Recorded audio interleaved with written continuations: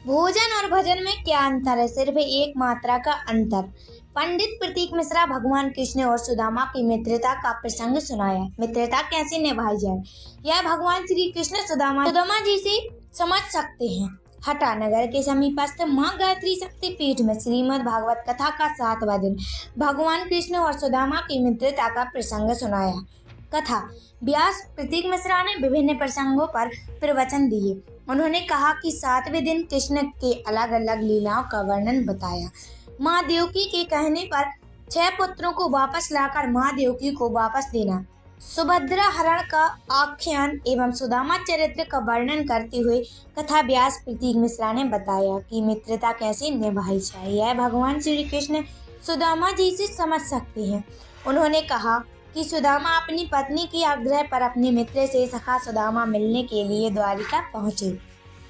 उन्होंने कहा कि सुदामा द्वारकाधीश के महल को पूछा और महल की ओर बढ़ने लगी। द्वार पर द्वारपालों ने सुदामा को भिक्षा मांगने वाला समझकर रोक दिया। तब उन्होंने कहा कि वह कृष्ण के मित्र है। इस पर द्वारपाल महल में गए और प्रभु से कहा कि कोई आपसे मिलने आया है, अपना नाम सुदामा बता रहा है। जैसे ही है द्वारपाल के मुंह से उन्होंने सुदामा का नाम सुना। प्रभु सुदामा सुदामा कहते हुए तेजी से द्वार की तरफ भागे। सामने सुदामा सखा को देखकर उन्होंने उसे अपने सीने से लगा लिया। सुदामा ने भी कन्हैया कन्हैया कहकर उन्हें गले लगाया।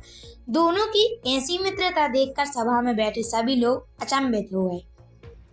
कृष्ण सुदामा को अपने राज सिंहासन पर बैठाया हुआ उन्होंने उन्हें कुबेर का धन देकर मालामाल कर दिया। जब जब भी भक्तों पर विपदा आ पड़ी है, प्रभु उनका तारण करने अवश्य आए हैं।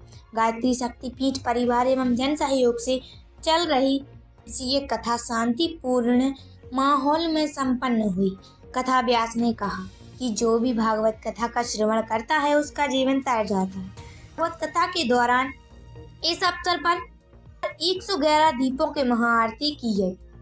यजमानों में कल्याण सिंह राजपूत, डॉक्टर सुजीत सिंह राजपूत, प्रेम नारायण श्रीवास्तव, सुरेंद्र पांडे, श्री राम पन्या, माया साहू, उषा नेमा, हीराबाई, पुरुषोत्तम प्रजापति, नीमाबाई अठिया, कमला रानी राजपूत, सिया रानी प्रजापति, गायत्री शक्तिपीठ मंदिर पुजारी रामकिशोर दुबे, शैलेंद्र नायक नगर के गणमान्य लोगों द्वारा पुष्पमाला पहनाकर स्वागत किया। भागवत कथा समापन होने पर सभी भक्त कथा में भाव विभोर हुए और सुदामा की मित्रता को देखकर श्रद्धालु पंडाल में झूम उठे। हट्टा से पुष्पेंद्र कौर की खास रिपोर्ट। रुक्मिणी जी ने एक ही बार में प्रहार किया और रुक्मी का वहीं पर संहार कर दिया। पूछा, तुरंत नारद जी महाराज ने बताया कि बाणासुर ने उसको बंदी बना लिया है प्रभु, उनको आपके पुत्र को। क्रोधित होकर के तुरंत भगवान बाणासुर की नगरी में पहुंचे। जैसे ही बाणासुर को पता चला कि स्वयं द्वारकाधीश आ रहे हैं हमसे युद्ध करने के लिए, तो जो बाणासुर है ना वो भगवान शंकर का परम भक्त है। तो भगवान शंकर तुरंत हाथ जोड़ करके भगवान शंकर से कहा कि प्रभु, मुझे मारने के लिए स्वयं द्वारकाधीश आ रहे हैं, आप मेरी रक्षा करो, मैं आपका भक्त हूं। प्राण शरीरम ग्रहम पूजा दिवसयोपभोग रचना निद्रा समाधि स्थिति मैं आऊं तो देखे सारी नगरी, मैं आऊं तो देखे सारी नगरी बड़ी दूर नगरी। उठे तो भगवान की माया से बिल्कुल द्वारिका नगरी के समक्ष ही पहुंच गए। द्वारिका नगरी के पास एक नदी है, उसके इस पार नींद खुली सुदामा जी की। जैसे ही उठकर देखा ऊंचे ऊंचे महल। श्री सुदामा जी महाराज नदी के किनारे खड़े हुए हैं। मन सोच रहे हैं कि नौकाएं तो यहाँ पर चल रही हैं, लेकिन हमारे पास देने के लिए कोई तर ना है, कैसे पार करें हम नदी को। तो जितने भी केवट थे वह सब तो अपनी अपनी नाव लेकर दूसरी ओर चले गए, लेकिन एक केवट सुदामा जी के पास जाकर कहता है कि अरे बाबा, पल्ली पार चल लो का बोले हाँ भैया, पल्ली पार करा दो तो बड़ी कृपा हो जाएगी। ऐसा कहते हैं। तो वह जो केवट है, स्वयं ठाकुर जी ही केवट का रूप धारण करके आते हैं श्री सुदामा जी को पार कराने के लिए। जिस प्रकार ठाकुर जी ने उस नदी से सुदामा जी को पार कराया, उसी प्रकार हम सबको भी ठाकुर जी इस भवसागर से पार लगाए। ऐसी प्रार्थना करनी है ठाकुर जी के चरणों में। जैसे ही सुदामा और नगर के पास पहुंचे, सुदामा ये जो संस्कार है वह कभी नहीं भूलने चाहिए। तो ऐसे ही सुदामा जी सोच रहे हैं कि कहीं ऐसा ना हो कि मैं जाऊं और जो द्वारिकाधीश है वह मुझे पहचाने ना। लेकिन हमारी ठाकुर जी तो भक्त वत्सल है। जैसे ही नगर में पहुंचे तो एक सैनिक से सुदामा जी कहते हैं, और द्वारिकाधीश के जितने भी सैनिक हैं ना, सब ब्राह्मणों का सम्मान करते हैं। बहुत सारे वक्ता ऐसा कहने लगते हैं कि जैसे ही सुदामा जी पहुंचे, गेट पे पहुंच करके अरे द्वारपालो कन्हैया से कह दो गरीब ब्राह्मण आ गया है। ऐसा कुछ भी नहीं हुआ है। सुदामा जी को भागवत जी में कभी गरीब कहा ही नहीं गया, निर्धन कहा गया। धन बस नहीं था उनके पास, संपत्ति बस नहीं थी उनके पास। भागवत जी में जो लिखा है वह स्पष्ट करके मैं आपको कथा श्रवण करा रहा हूं कि जैसे द्वारिकाधीश के वहां पर पहुंचे तो जो सैनिक है वह हाथ जोड़कर राधे श्याम हुई, भैया राम राम, कहां से आनो भयो? बोले भैया यहीं पास में एक नगरी है, वहां से आयो हूं। बोले कौन है आप? बोले हम द्वारिकाधीश के मित्र हैं।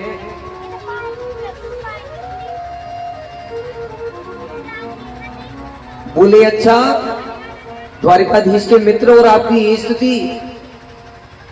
बोले हाँ हाँ भैया, कहा करें, अब हम ठहरे ब्राह्मण, तो हमें तो जो दान में मिल जाता है उसी से हमारी जीविका चल जाती है। जैसे ही ठाकुर जी ने सुना, इंद्र भगवान के इस दीन बंधु स्वरूप को देख करके पुष्प की वृष्टि करने लगे। एक दरिद्र ब्राह्मण को देख करके ठाकुर जी कभी अपने घर वालों के लिए, अपनी मैया बाबा के लिए नहीं दौड़े। ऐसी प्रसन्नता से व्याकुल होकर के श्री सुदामा जी की ओर दौड़े। वहीं पर बिठाते हैं श्री ठाकुर जी महाराज श्री सुदामा जी के चरण धुल रहे हैं। और जलाने में तो देर हो गई, उससे पहले जब ऐसा सुदामा जी की ऐसी स्थिति देखी कि पैरों में कांटे लगे हुए हैं, उनको देख करके ठाकुर जी आंखों से अश्रुपात होने लगे। और अपने अश्रुओं के आंसुओं से ही ठाकुर जी ने सुदामा जी के चरण धुले। रुक्मणी मैया देख करके व्याकुल हो गई कि ठाकुर जी को रोते हुए तो आज तक हमने देखा ही नहीं। लेकिन एक इस निर्धन ब्राह्मण के लिए ठाकुर जी इतने व्याकुल, इतना प्रेम करते हैं निर्धन ब्राह्मण से। सर्वप्रथम तो सुदामा जी को नहलाया धुलाया, अपनी वस्त्र पहनाए, वो सुंदर भोजन की थाल लगवाई। अपनी सभी रानियों से कहा कि अरे रानियों 56 भोग बनाओ, हमारे मित्र सुदामा आए। सभी रानियां लगी। देखिए 16,108 रानियां दौड़ी हैं भोजन बनाने के लिए सुदामा जी के लिए। सुंदर थाल लग गई, छोटी सी थाल नहीं, बहुत बड़ी थाल लग गई। सुदामा जी ने खूब आनंद के साथ खूब भोजन पायो। सुदामा जी से भगवान पूछते हैं कि अरे मित्र, अच्छे से पेट भर गया कि नहीं? तो कहते अरे खूब चकाचक पायो, खूब आनंद आयो। और अपनी बहुओं को बुला, मैं से सबको आशीर्वाद तो दे दूं, इतना सुंदर भोजन बनाया सबने मिलकर के। तो ठाकुर जी ने सर्वप्रथम रुक्मणी जी को बुलाया। रुक्मणी जी आई, बोले ये हमारी पत्नी है रुक्मणी जी, मिलवाया, खूब आशीर्वाद दिया। सुदामा जी ने सौभाग्यवती भव, पुत्रवती भव, ऐसा आशीर्वाद दिया। दूसरी पत्नी आई सत्यभामा जी, उनको देख करके सुदामा जी शांत हो गए। कुछ बोल ही नहीं पा रहे हैं। ठाकुर जी कहते हैं आशीर्वाद दो। बोले ये कौन है? बोले ये भी हमारी पत्नी है। अच्छा लाला, दो विवाह करे तेने?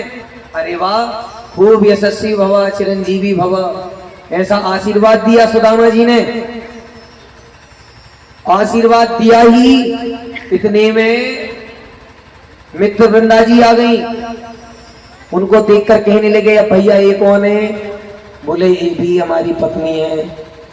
बोले अच्छा लाला, 3 विवाह कर लिए। फिर आशीर्वाद दे दिया, चिरंजीवी भव, पुत्रवान भव, यशस्वी भव। अब जब और अच्छे से देखा तो लाइन लगी हुई थी ठाकुर जी की पत्नियों की, 16,108 रानियां। बोले लाला, इतने तो आशीर्वाद ही ना है मोरे पास कि मैं इतने आशीर्वाद दे सकूं। बोले इतनी सारी पत्नियां हैं, इतने सारे विवाह कर लिए। अब ठाकुर जी कह रहे क्या करें, नियति ने जो लिख दिया वो हो रहा है। सभी को आशीर्वाद दिया। श्री व्रचस्य मायुष्यमारोग्यमा विधाक्षोभमानम महीयते धनम धान्यम पशुम बहुपुत्र लाभम सत्संवत्सरम दीर्घमायु। जितने भी आशीर्वाद हैं सब दे दिए सभी रानियों को। अब ठाकुर जी अपने कक्ष में विराजमान किए हुए हैं। देखिए ठाकुर जी सुदामा जी के चरण दबा रहे हैं। जब रुक्मणी जी ने देखा कि ठाकुर जी चरण सेवा कर रहे हैं तो रुक्मणी जी जाकर के उनको पंखा करने लगी। जितनी भी देवता हैं इस दृश्य को देख करके हैरान हो गए कि अरे ठाकुर जी की कृपा का क्या कहना। राजने वाले हमारे ठाकुर जी, जिनके चरण हमेशा लक्ष्मी मैया दबाती रहती हैं, आज वो एक ब्राह्मण, 3 ब्राह्मण के चरण दबा रही हैं और कृष्ण को ऐसे बैठे हुए हैं। देखिए ऐसा देखने को मिल रहा है कि स्वयं लक्ष्मी जी ब्राह्मण को हवा कर रही हैं और ठाकुर जी चरण दबा रहे हैं। अब इससे ज्यादा ठाकुर जी की सरलता का क्या प्रतीक हो सकता है कि कितने सरल हैं हमारे ठाकुर जी। सेवा करते करते बातें उठ गई गुरुकुल की कि हम गुरुकुल में रहते थे। ठाकुर जी ने मजाक कर दिया कि हाँ एक बार तुमने चोरी से चने खा लिए थे और तुम हमसे कह रहे थे कि हमारे दांत कटकटा रहे। अरे सुदामा जी बोले अरे लाला वो सब बातें तो छोड़ो। लेकिन ठाकुर जी तो भक्तवत्सल हैं, सब जानते हैं कि सुदामा ने इसलिए वह चने खा लिए ताकि मेरा कृष्ण दरिद्र ना हो जाए। छोटे भाई की तरह प्रेम करते हैं सुदामा जी भगवान कृष्ण को। अब ठाकुर जी पूछते हैं कि भैया विवाह करो कि नहीं? बोले अरे विवाह तो है गयो, 4 पुत्र हैं। बोले अरे विवाह कर लियो और हमें ना बतायो। सुदामा जी बोले तुमने 16,108 विवाह कर लिए, तुमने हमें ना बतायो। हमारा तो एक ही हुआ, चलो भैया भूल गए होंगे, तुम 16,108 में जब भूल गए तो हमारा तो एक ही हुआ है। अब ठाकुर जी बड़े शर्माने लगे। बोले अरे भैया वो सब तो संसार की माया है, पीछे पड़ी ही जाती है। बोले तो भाभी ने कुछ भेजा नहीं? जैसे ही ऐसे कहा तो जो पोटली छुपा रखी थी वह और छुपाने लगे। जब छुपाने लगे तो हमारे ठाकुर जी तो इतने हटी हैं कि एक बार जो प्राप्त करना है वो चाहिए ही है। ठाकुर जी ने वो पोटली खोली और जो एक समाचार भेजा था, एक मास हो मेरे घर गोपाल जी नित्य एकादशी हो। तो उनमें ठाकुर जी समझ गए ये तो दान के चावल है। मतलब ऐसी स्थिति कि मेरे मित्र इतना दुखी। ठाकुर जी को बड़ी दया आई कि बताओ मैं इतनी वर्षों से बड़े बड़े महलों में रह रहा हूं, बड़े बड़े पदार्थों का भोग कर रहा हूं,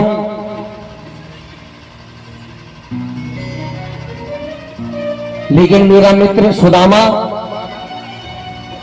ऐसा अटूट दुख भोग रहा है। ठाकुर जी को बड़ी दया आई। ठाकुर जी ने एक मुट्ठी चावल पाया, ठाकुर जी ने एक मुट्ठी चावल जैसी पाए तो चावल पाते ही एक नगरी का निर्माण हो गया। कहां पर? यहां पर सुदामा जी रहते थे, सुदामापुरी। और जैसी दूसरी मुट्ठी चावल में त्रिलोकी का राजा बनाना चाहते थे, वैसे ही रुक्मणी जी ने कहा कि प्रभु सब आप ही खा लेंगे क्या, थोड़ा प्रसाद हमको भी बांट दो। तो एक मुट्ठी चावल ठाकुर जी ने पाए, दूसरी मुट्ठी चावल श्री रुक्मणी जी ने रोक दिए, क्योंकि दूसरी मुट्ठी चावल यदि ठाकुर जी पा लेते तो त्रिलोकी का नाथ बना देते सुदामा जी को। मैया ने कहा दरिद्रता तो एक ही मुट्ठी चावल में पूरी कर दी प्रभु आपने। कुछ दिन तक श्री सुदामा जी वहां पर रुके, वहां पर कुछ दिन रुक करके फिर श्री कृष्ण से कहते हैं कि अब आज्ञा दो मित्र, अब हम चले। अब देखिए हमारे जो ठाकुरी हैं जो करते हैं वो तुरंत नहीं बताते हैं, जो आपके लिए अच्छा किया है वो तुरंत नहीं आपको पता चलेगा। कुछ समय बीत जाने के बाद जब उस चीज की आपको आवश्यकता पड़ेगी ना, उस समय ठाकुर जी की क्या कृपा है वो हमारे साक्षात सामने ही प्रकट हो जाएगी। सुदामा जब महल से निकल करके जा रहे हैं, ठाकुर जी विदाई करने जा रहे हैं, तो मन में सोच रहे हैं कि सुशीला ने भेजा तो था कि कुछ थोड़ी बहुत धन प्राप्त हो जाएगा, लेकिन कोई बात नहीं, मैं अपने मित्र से मिलकर ही बहुत प्रसन्न हो गया। जैसे ही अपनी नगरी की ओर पहुंचे तो क्या देखते हैं, किनारे मेरो यमुना किनारे मेरो सावरी आए गई ओ सावरी आए गई ओ सावरी आए गई ओ सावरी। बोल भक्तवत्सल भगवान की।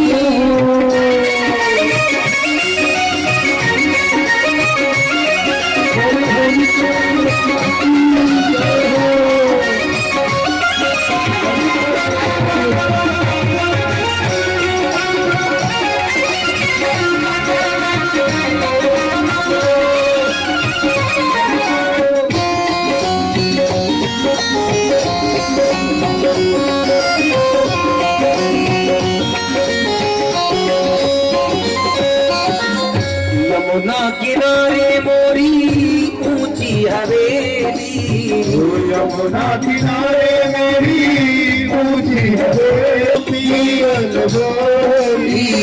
मैं ब्रज की तो पियल बेली, मैं ब्रज की तो पियल बेली, राधा रंगीली मेरो नाम,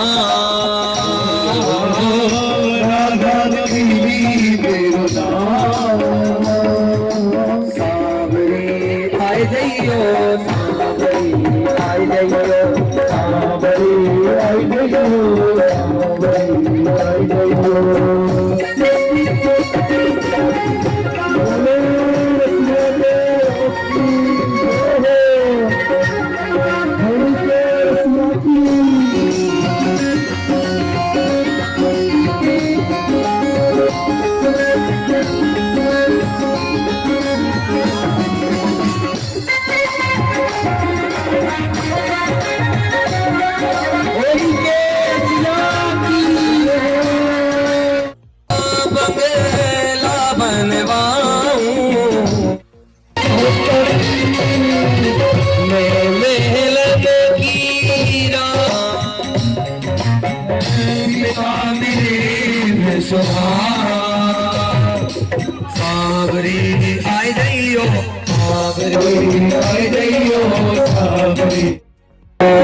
होली खेले तुम्हारियो बरसाने रसिया, होली खेले तुम्हारी तुम्हारियो बरसाने रसिया, होली खेले तुम्हारियो बरसाने रसिया, होली खेले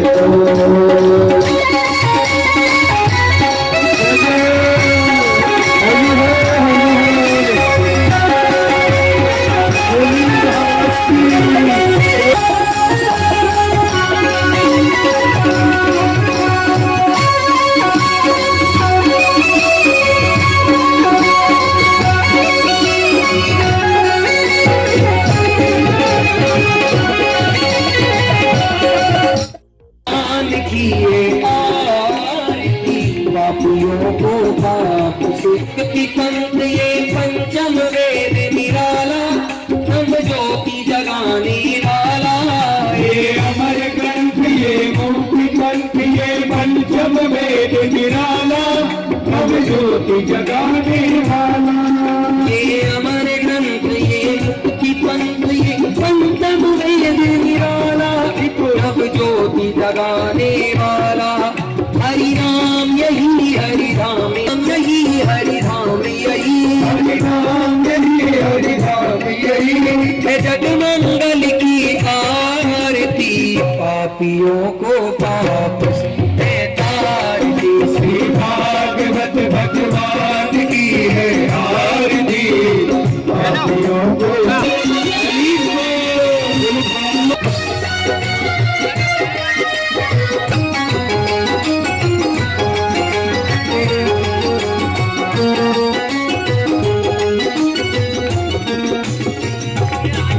ये शांति गीत पावन पुनीत पापों को मिटाने वाला हरि दर्श कराने वाला। ये शांति गीत पावन पुनीत पापों को मिटा। ये शांति गीत पावन पुनीत पापों को मिटाने वाला हरि दर्श कराने वाला। ये शांति गीत पावन पुनीत पापों को मिटाने वाला हरि दर्श कराने वाला। ये सुख करनी है दुख हरनी ये सुख करनी है दुख हरनी ये सुख करनी है दुख हरनी ये सुख करनी है दुख हरनी। पापियों को पापी पापियों को पाप से है तारती। ये मधुर बोल जग बंद खोल सन्मार्ग बताने वाला बिगड़ी को बनाने वाला। ये मधुर बोल जग बंद खोल सन्मार्ग बताने वाला बिगड़ी को बनाने वाला। श्री राम यही घनश्याम यही श्री राम यही घनश्याम यही